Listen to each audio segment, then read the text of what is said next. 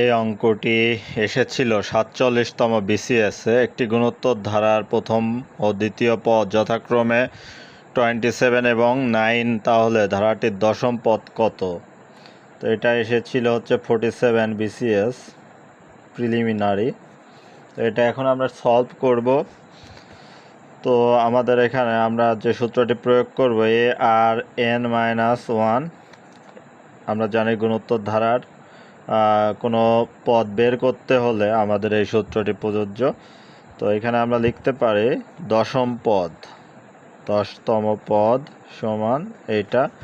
এখন আর সমান কত?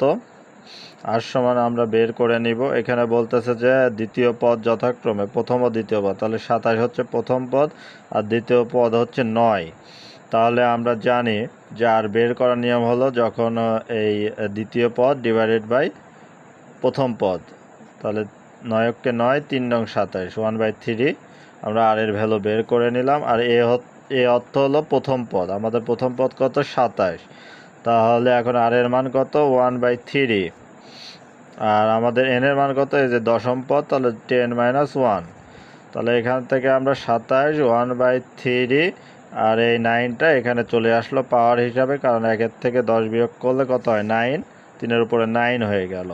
এখন 27 গুণন, আমরা জানি কয়টা 3 সমান হচ্ছে 27 হয়, 3টা 3 সমান 27 হয়। তাহলে 3টা 3 সমান যদি 27 হয়, তাহলে কিন্তু এই 27, এই 3টা 3 যদি আমি এখানে পাওয়ার হিসাবে লিখি তাহলে 27 হয়ে যায়। আর বাকি থাকে কয়টা 3? বাকি থাকে হচ্ছে 3টা চলে গেলে, 9টার ভিতরে 3টা 3 চলে গেলে থাকে 6টা 3। তাহলে এটা কাটা। তাহলে এখন আমরা 3টা করে যদি ভাগ করে নেই,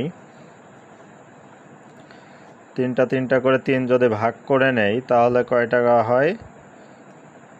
27 গুণন 27।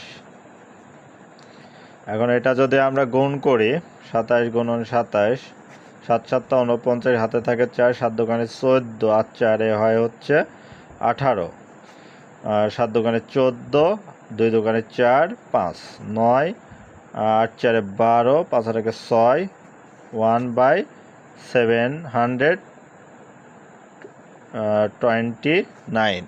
এটাই হবে আমাদের উত্তর। হ্যাঁ, আমাদের এটাই হবে অ্যান্সার। ধন্যবাদ।